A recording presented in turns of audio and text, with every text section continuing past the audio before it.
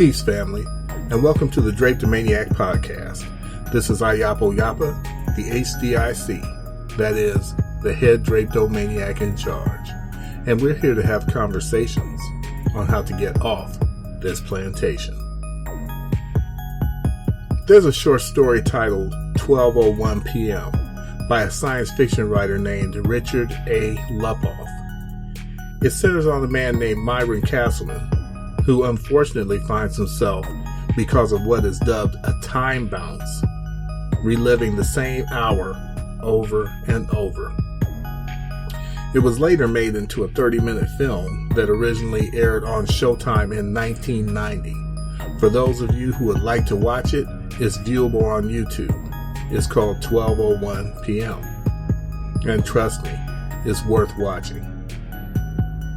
That concept was later spun off into an inferior full-length movie that was made for television, as well as the movies Groundhog Day with Bill Murray and the new Netflix addition to the time loop genre, Palm Springs, where the characters are living the same day over and over, as opposed to a single hour. Excuse me, I'm sorry to interrupt. I just wanted to make sure that you listeners are listening to the Draptomaniac podcast on doayamedia.com.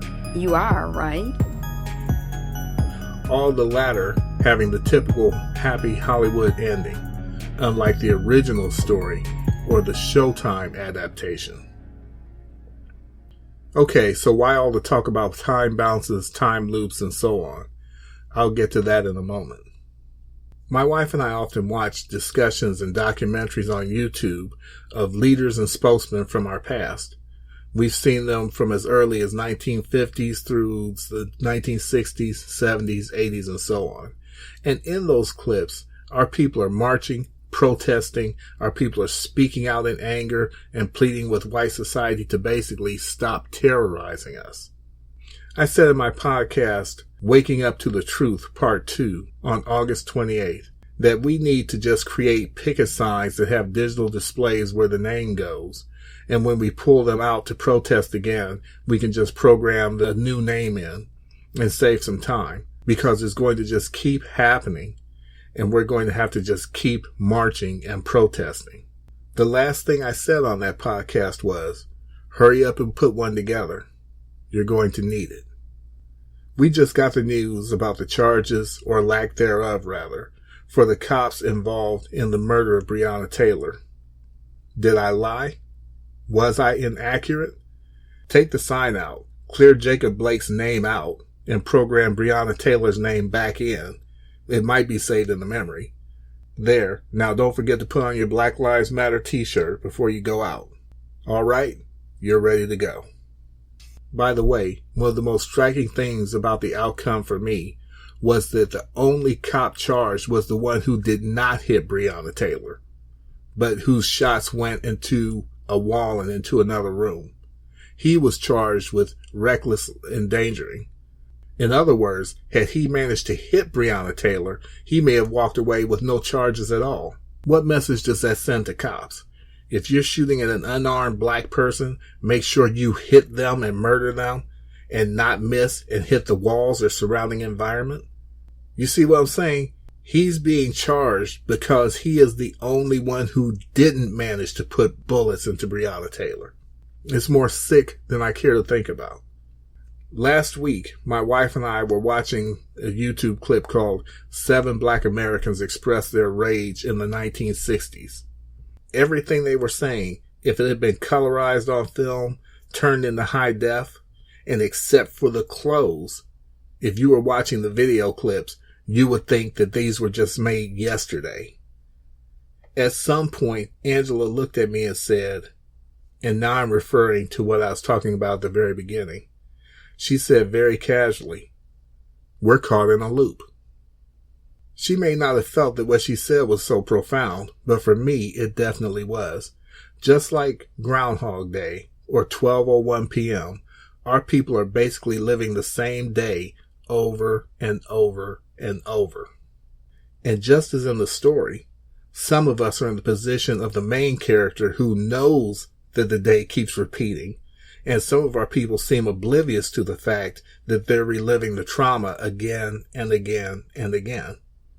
As Angela and I talked about it, just as we did yesterday, when we watched the crew from the NBA countdown as they discussed things like moving the ball down the field and incremental change in society. When I said out loud, why don't our people seem to get that there's no changing or dealing with this system? And once again, my wife very wisely said, most of us don't know anything else to do. That is the truth of it. We are in this untenable situation, and we frankly haven't the faintest idea what to do about it. Leaders like Marcus Garvey and the black nationalist leaders, in my opinion, have the right idea. I even feel that as a thought exercise, ADOS is on the right track as far as the ultimate goal is concerned. But one of the problems as I see it is that everything our people are seeking through one faction or another is in one way or another all grounded in a perfect world scenario. A scenario in which the people that you're dealing with are playing by some kind of rules. So what does that mean? If you're in a contest or a game in which you have very clearly defined rules and rules that can be made up against you on the fly, and your opponent has no rules to which they need to abide, or that they can change at their discretion at any time, how can you possibly defeat them? The answer is that you can't. We may not want that to be true. We may not want to admit it, but it is the truth. There is no possible way to win in that particular scenario.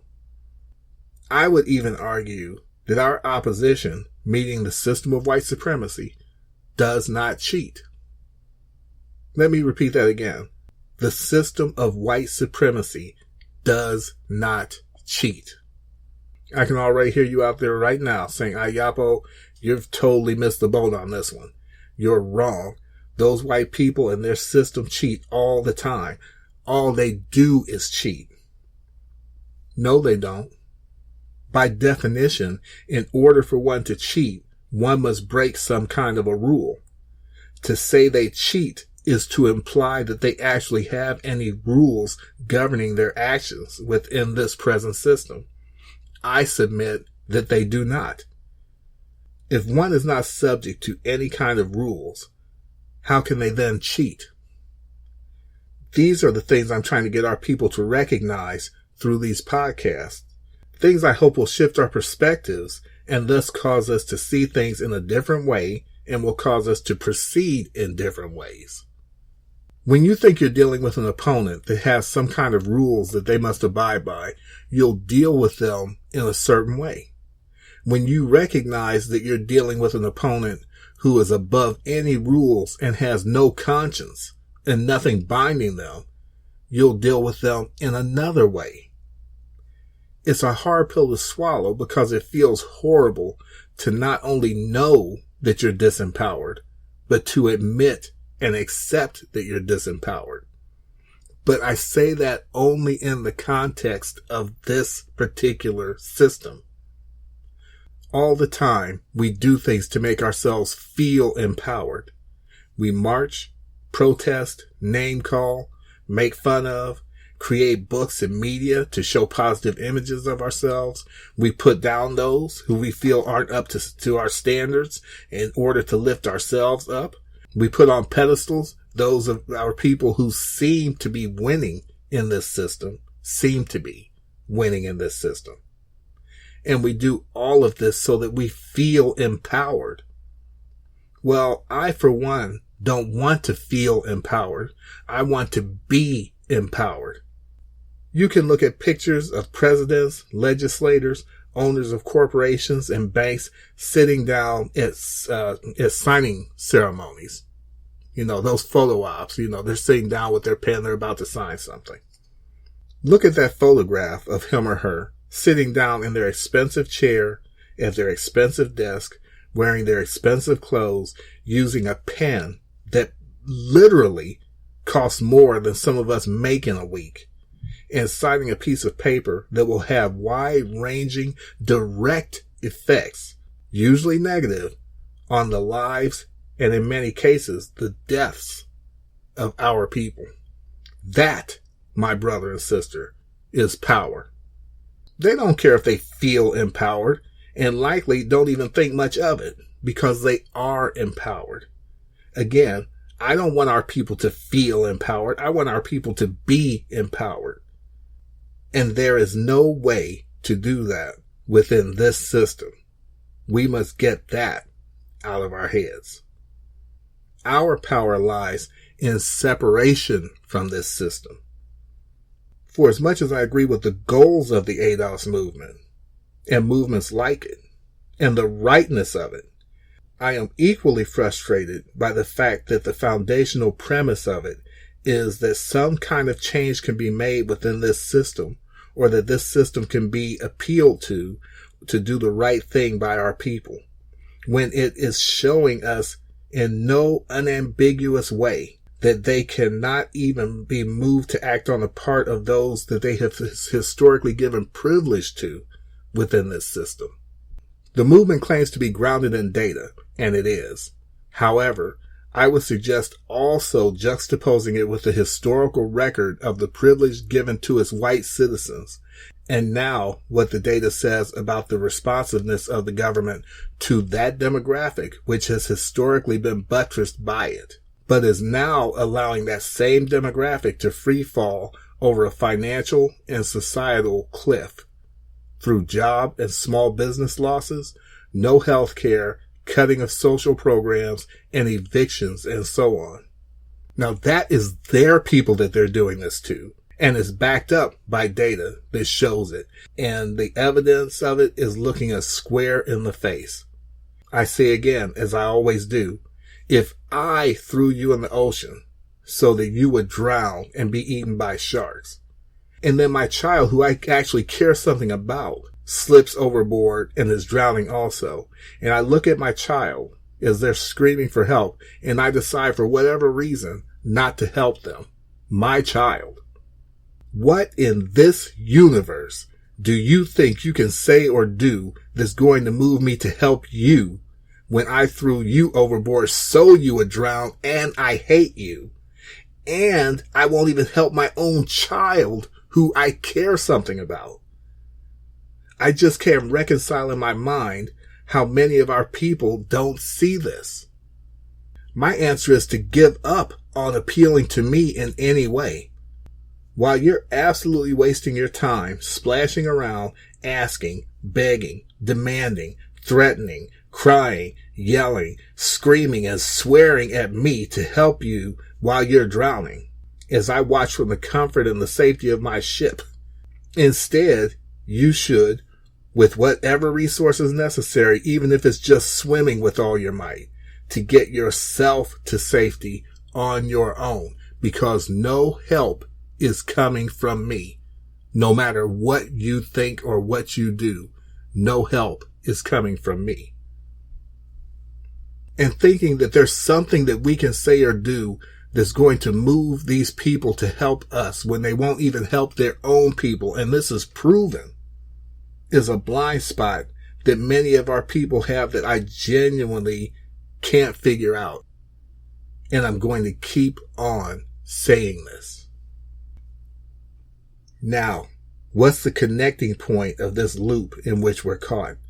The connecting point, I believe, is the idea that we're dealing with a people who can be reasoned with and or trusted, or that we're dealing with a system of laws that bind this country and the people running it. While it's proven time and time again that laws were created for the control of our people, and that they have absolutely no power or relevance to those who created them. The laws, I mean.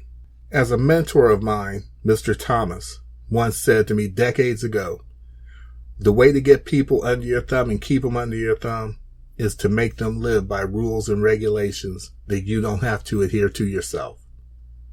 Truer words were never uttered. The time for marching, protesting, begging, and pleading for a remedy within this system has long passed, if it ever meant anything at all. Our precious time, energy, and effort must be diverted from feeding the beast within the belly of whom we exist, and to examine and implement ways of separating from it. There will be nothing easy about it, but even if it took another 100 years, I would rather spend that 100 years working our way free than to spend it spinning our wheels for another century and finding ourselves still in the same place, or likely worse, and then finally trying to get things going after realizing that we wasted that time. One way or another, one day or another, our people are going to need to break this loop. Thank you for listening to another Drapetomaniac podcast. This is Ayapo Yapa, the HDIC, that is, the head Drapetomaniac in charge, wishing you safety, sanity, and security, peace and blessings until we meet again next week at this same time. And until then, I'll see you on the run. And thank you again for listening to the Drapetomaniac podcast. Tune in next week at doiamedia.com. DOEAIAMEDIA.com. And again, we'll catch you on the run. Peace.